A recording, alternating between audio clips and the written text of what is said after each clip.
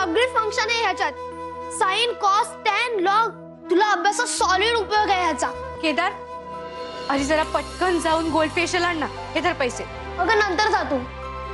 अरे केदार प्लीज पटकन जा ना, राणे काकू येतीलच इतक्यात। धर, बस बटन दाबू नकोस हा। हे घे पैसे आणि तुझा आधी पटकन घेऊन ये जा। वृंदा, हरीशने हे दिलंय तुला? मस्त आहे ग, पण ह्यातलं मला 1 ते 9 अंक आणि मायनस आणि प्लस एवढंच कळतंय। पण माझ्या भावी इंजिनियर बहिणीच्या हातात हे खूप शोभून दिसेल। घे। चंदना, मी आतली खोली नीट आवरून ठेवलीये, तुला आणखी काही हवं असेल तर मला सांग। नाही राणे काकू एवढ्यातच येतील ना? हो अगं, मी पाठवलंय केदारला आता क्रीम आणायला, येईलच इतक्यात। मी जाते, आवरते सगळं। हा जा। वृंदा, तुझ्यासाठी ना मी ते कोपऱ्यातले टेबल नीट आवरून देते, म्हणजे तू निवांतपणे तिकडे अभ्यास करत बस। तुला कुणीही त्रास द्यायला येणार नाही तिकडे। हा, आणि काय आहे अगं, हा तुला पुढला जो पेपर आहे त्याच्यासाठी लागणारी पुस्तकं मी केदारला सांगून आणून ठेवली आहेत। तेवढी पुस्तकं तुझी बरोबर आहेत की नाही बघ। हा वृंदा, एकदा का तुला चांगले मार्क मिळून इंजिनिअरिंगला ऍडमिशन मिळालं ना तुला, की आम्ही सगळे सुटलो एकदाचे। बास आई, अगं इंजिनिअरिंग तर दूर राहिलं, मी साधी 12वीची परीक्षा सुद्धा पास होणार नाहीये ग।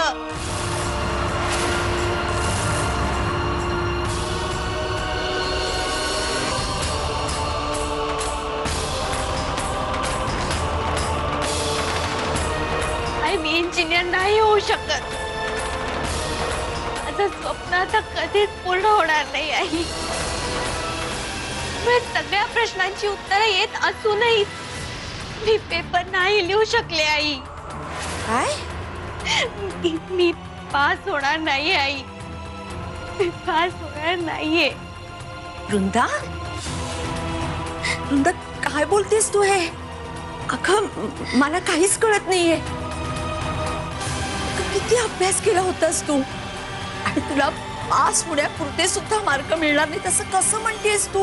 अगं असंच झालंय आई, पूजा संपेपर्यंत पेपरची वेळ होऊन गेली होती। मी जोवर पेपरला पोहोचले तोवर सगळ्यांचा अर्ध्याहून जास्त पेपर लिहून झाला होता। मग अर्ध्याच वेळात मी काय करणार होते असं?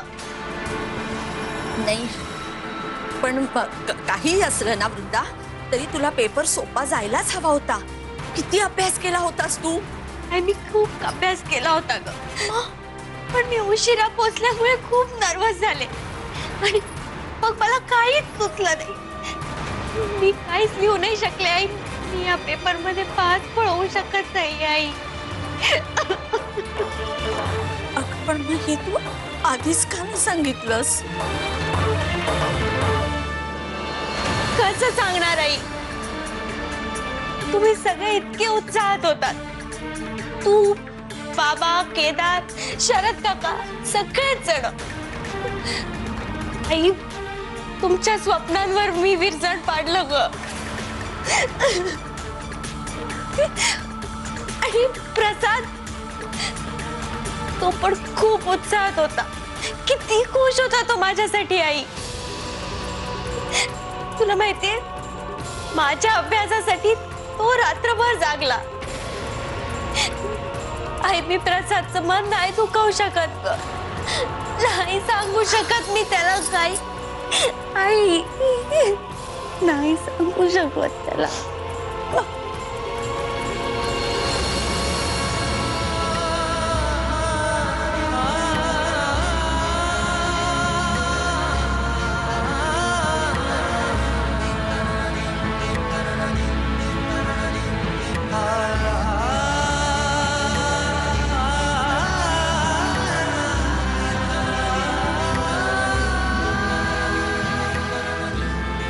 प्रसाद,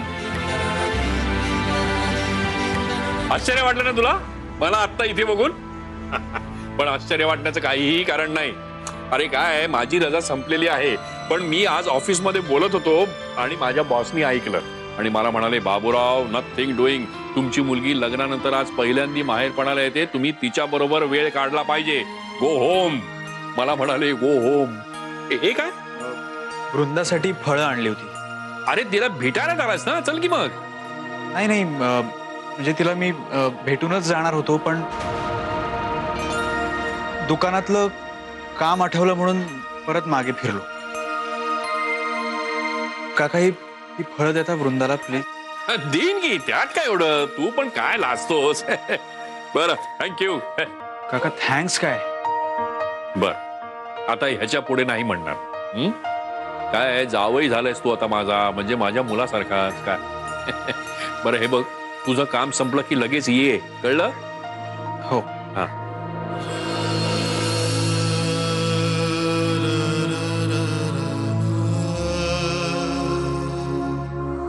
डोळे काढून हातात देईन तुझे. लिंबूवाडीत राहणं मुश्किल करी ना हरीश तुला. अरे तुझी हिम्मत कशी होते रे माझ्या वृंदाकडे वाकड्या नजरेने बघायची. भेट वस्तू देतोय रे, लायकी आहे का रे तुझी? लायकी आहे तिला भेट वस्तू द्यायची माझ्या सुनेला? माझ्या घरात कशाची ददा दे तिला? कशाचीच नाही. परत ही ती अशी फालतू कारण काढून सलगी करायला गेलास ना माझ्या वृंदाशी, तर याद राख माझ्यासारखं वाईट कोणी नसेल. काय फालतूची बडबड करताय हो? हे समजव रे ना, मगाचपासून डोकं फोडून समजवतात, समजत नाही. घेऊन जा घरी, समजव त्यांना जरा. आई चल घरी. अरे घाबरे, बांगड्या मला सोय रे हातात. तो सांगते आईला समजा म्हटलं, याला लगेच आई आई आई करत. अरे ह्याला आधी हद्दपार केला पाहिजे ना. भेट वस्तू देतोय त्याला 4 गोष्टी समजायच्या सोडून मला समजवतोस, मला हात घेऊन जातोस मूर्ख. प्रसाद, यांना शांतपणे घरी नेऊन समजव. मला इकडे तमाशा नकोय. या वृंदाला बदनाम करायचा प्रयत्न करतायत. तुझ्या समजवल्याने जर समजल्या तर ठीक आहे, नाहीतर मी आहे. नाहीतर काय करशील? मी पण आहे इकडे कांता चोरगे. काय करशील?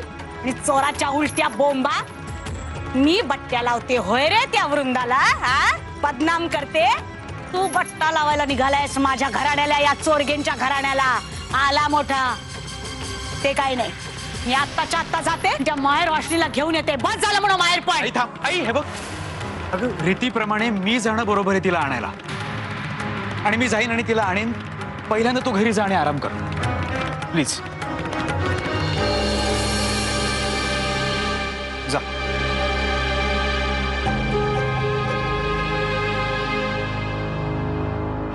प्रसाद, लवकरात लवकर घरी आली पाहिजे हा वृंदा.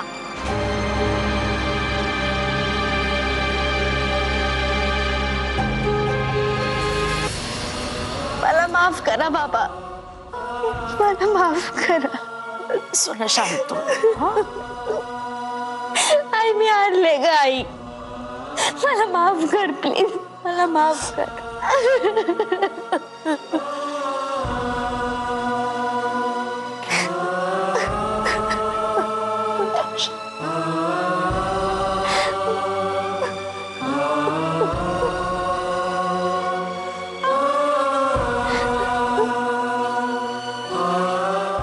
ए बाळा,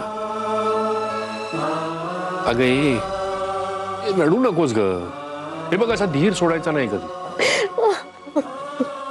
तुला आठवतं लहानपणी मी तुम्हाला एक गोष्ट सांगितली होती मुंगीची.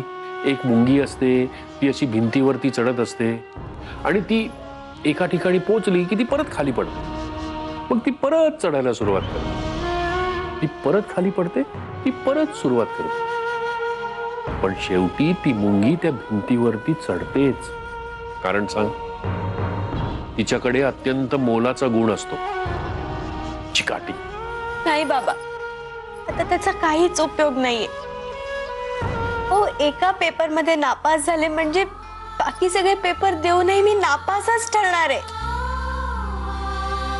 सीईटी पण देता येणार नाही आता मला.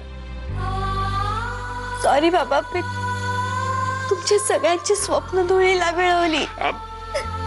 अगं असं नाही ग बेटा. आणि 1 वर्ष वाया गेलं म्हणून काय मोठं बिघडतंय?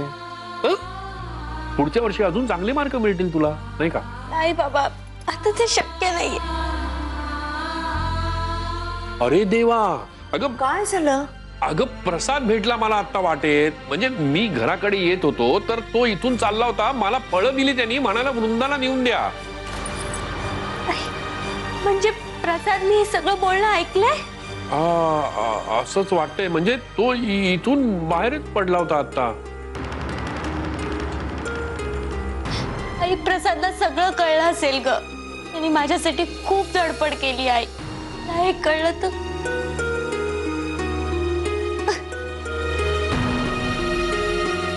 आई नाही.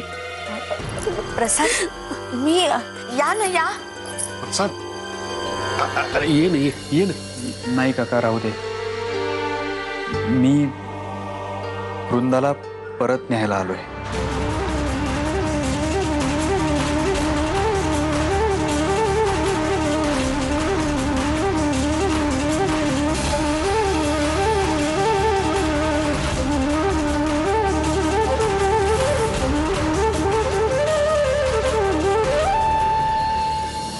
कांता चोरग्यांची सून बाहेरून हळद उतरवून येते म्हटल्यावर तिचं जंगी स्वागत करायला नको का? मग तुम्ही काळजी करू नका, मी आहे ना इथे. लक्ष्मीकांत सगळी व्यवस्था करतो. हा, सुवर्णाला सांगतो बिर्याणी करून ठेव, प्रसादला सांगतो बाहेर जा, फळं आणि फुलं घेऊन ये, आणि मी इथे बसलेलो आहे ना. तुम्ही मला सांगा, वृंदानी माहेरून आणलेले दागिने कुठे आहेत ते पटकन सांगा, म्हणजे घेऊन येतो नाही का? म्हणजे सगळी व्यवस्था करून ठेव.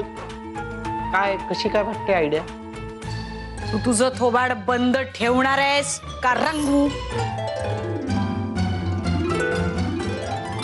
तू सतत पेटपेट पेटपेट पेटपेट. तुम्ही तुमच्या जावयाशी असं वागणार, त्याच्या अंगावरती हात उगारणार, तुमच्या आवडत्या लक्ष्यावरती हात उगारणार तुम्ही. तुम्हाला सांगतो, आमच्या अबुधाबीत की नाही कुठल्याही सासूने जावयावरती हात उगारलेला आतापर्यंत मी बघितलेलं नाहीये बरं का. आणि समजा माझ्या जागी इथे तुमचा मुलगा असता तर तुम्ही त्याला मारलं असतं. एक तर तुझी जागा माझा प्रसाद घेऊच शकत नाही. कुठे तू, कुठे माझा प्रसाद? आणि त्याने जर माझ्या समोर असं तोंड उचकटलंच असतं तर मी इकडचा गाल तिकडे केला असता आणि नंतर पेकाटात लात घालून त्याला हाकलला असता घराबाहेर. करू तुझ्या बरोबर तसं?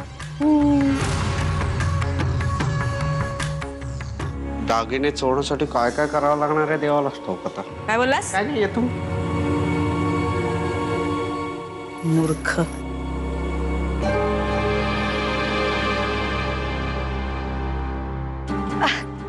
कांता वहिनी, कांता वहिनी, मला ना एका फंक्शनला जायचंय आता. तुमच्या त्या जाळीच्या बांगड्या द्याल? म्हणजे माझा शाही हार आहे ना, त्याच्यावर अगदी मस्त मॅचिंग आहेत त्या. द्या ना. आली भिकारडी. कांता वहिनी, तुम्ही मला भिकारडी म्हणाली. मग काय म्हणणं आहे? सकाळपासून ज्याच्या त्याच्या दारी जाऊन सतत भिकाच मागत असतेस. चमचाभर मिठापासून ते बांगड्यांपर्यंत सतत हात पसरलेला. तुला काही वाटतच नाही ना असं मागताना? कांता वहिनी बस. अहो, ऐकून घेते म्हणून वाटतंय ते बोलाल का मला? आणि भिकारीण मी नाहीये, भिकारीण तुम्ही आहात. लोकांच्या मुली मागता तुम्ही आणि त्या मुलींबरोबर त्यांच्या अंगावरचं सोनं नाणं सुद्धा मागता हावऱ्यासारख्या. आग म्हटलं आग. आग. वृंदाराणी या लवकर घरी या.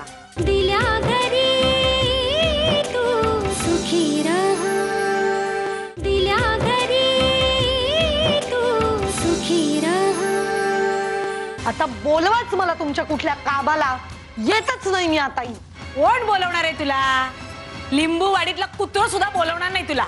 जा जीव दे जा जाऊन. आग लागो तुझ्या काळ्या तोंडाला. काय पण साडी नेसून आली आहे माझ्याकडे पोपटी. वा वा वा. चल निघ. लावा माझ्या तोंडाला आग लावा. पुढे जाऊन लिंबूवाडीला आग लावा. अख्ख्या जगाला आग लावा. लावा सगळ्यांना आग. अग आग म्हटलं आग. आग अरे वा,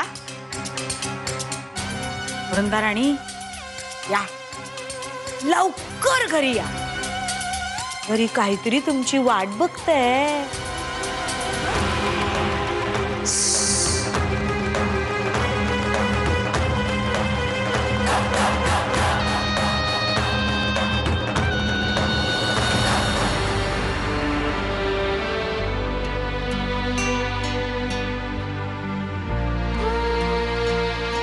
वृंदाच्या परीक्षेचा हा जो काही घोळ झाला त्याच्याबद्दल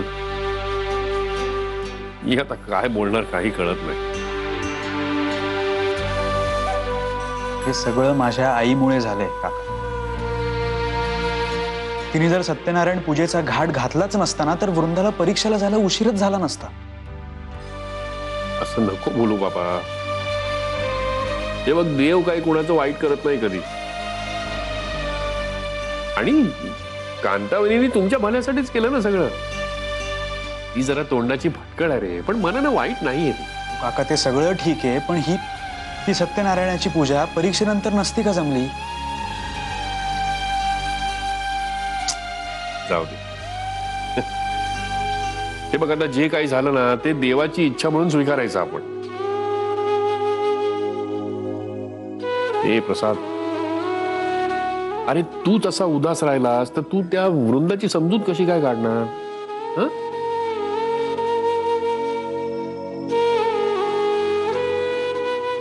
काय ग? एवढा का वेळ लागतोय तिला? तिला म्हणून प्रसाद थांबलाय बाहेर. हो, पण काय झालं काकू? नाही, त्याच म्हणजे तुमच्या दोघांची काही हरकत नसेल तर मी बोलू का वृंदाशी?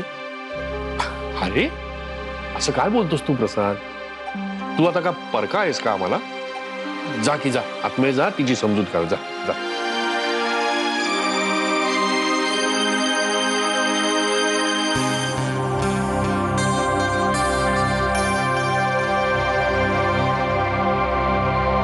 वृंदा आणि रडणं हे समीकरण होऊच शकत नाही, शक्यच नाही.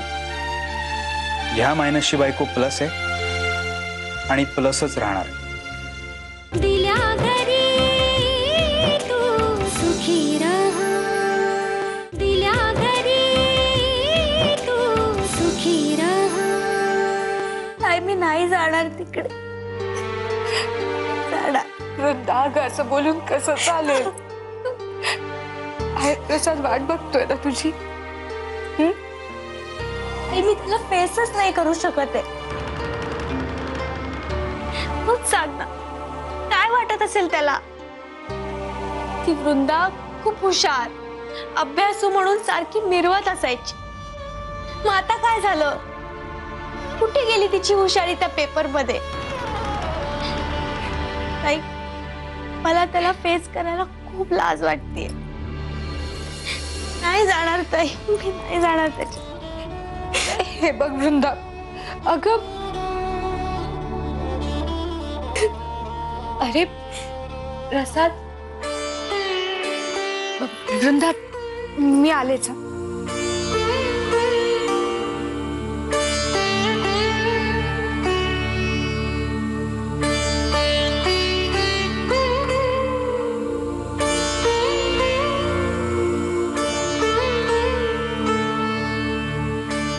हे बघ वृंदा, वृंदा,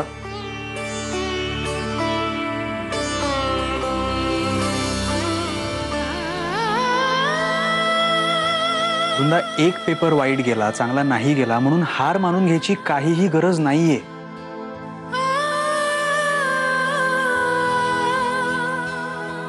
तुला आठवतंय शाळेत असताना आम्ही बहुतेक करून प्रत्येक पेपरमध्ये नापास व्हायचो. बाबा मला म्हणायचे, तुझे रिपोर्ट कार्ड लिहिताना ते शिक्षक नेहमी लाल रंगाच्या शाईचं पेन का वापरतात? तूही नेहमी मला भोपळ्या भोपळ्या असं म्हणायचीस, आठवतंय?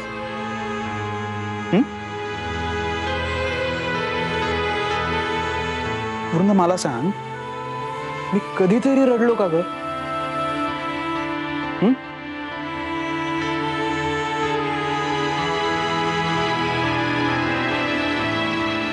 वृंदा, एक गोष्ट लक्षात ठेव. हे बघ वृंदा, मला तुझ्या हुशारीचा अभिमान आहे, पण ह्या अभिमानाचा तुला त्रास झालेला मला अजिबात आवडणार नाही. म्हणजे तुझ्याच भाषेत सांगायचं झालं ना तर वृंदा आणि रडणं हे समीकरण होऊच शकत नाही, शक्यच नाही. ह्या मायनसची बायको प्लस आहे आणि प्लसच राहणार.